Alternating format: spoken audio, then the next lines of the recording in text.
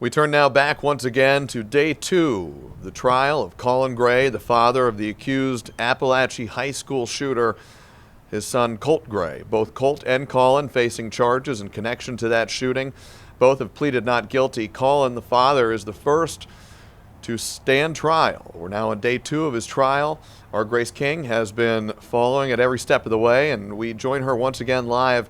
Grace, court recessed for the day at about 3 o'clock. Why the recess at this point in the day, and what did the jury hear in the hours leading up to the end of this second day of the trial?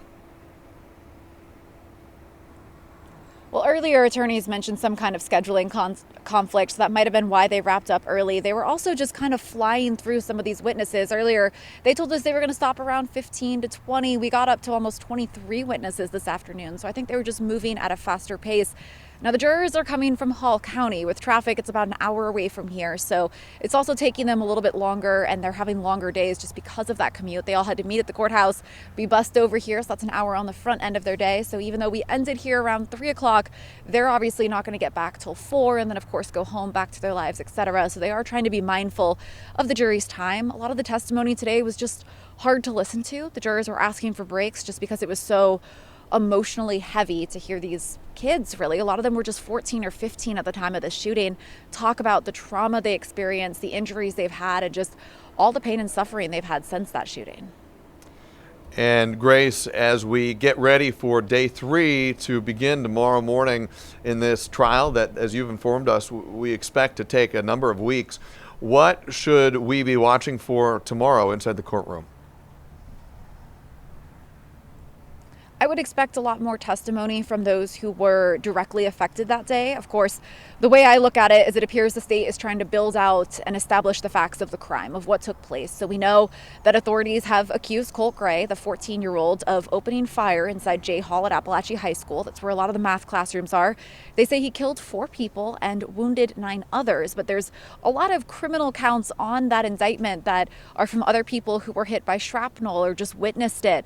Some of those victims there, that they're trying to lay out the facts to kind of explain how each person was a victim of child cruelty as a majority of those charges, or reckless conduct. So they're just trying to establish the facts of what happened. Once we hear from all of those victims, we went back to teachers this afternoon, so I don't know if there's a couple more teachers we might hear from. Some of them were with the victims in their final moments.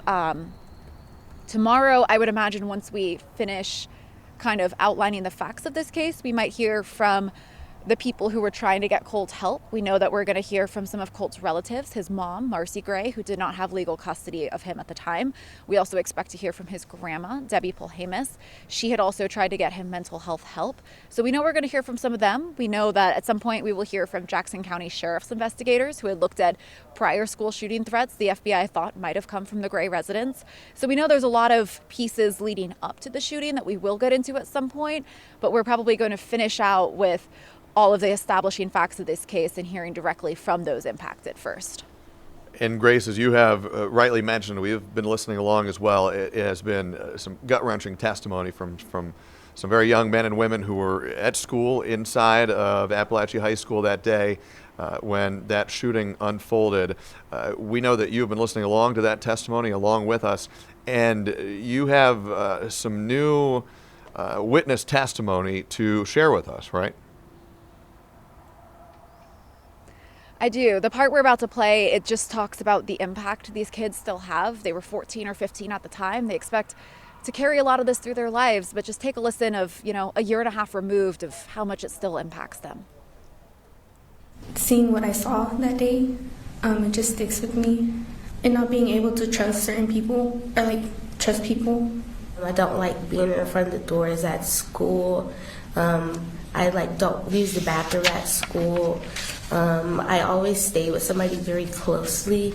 I say I became kind of more distant from my friends, and I kind of became more depressed. And those are just 2 of the nearly dozen students we heard from today, just describing some of those long-term impacts. We heard from another kid shortly after who said, he loves marching band. That was his thing at school, and he loved going there and being with people and playing music.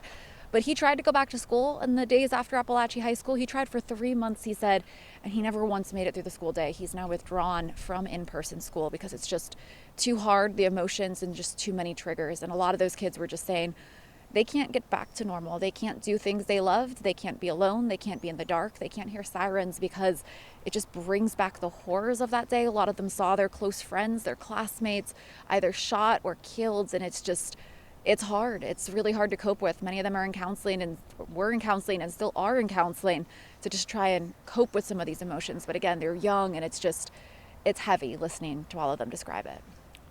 Grace, you put it well there. Yeah, it is heavy, it is gut-wrenching, and it is something that it lingers with and stays with all those who call that part of our state and really all of Georgia home.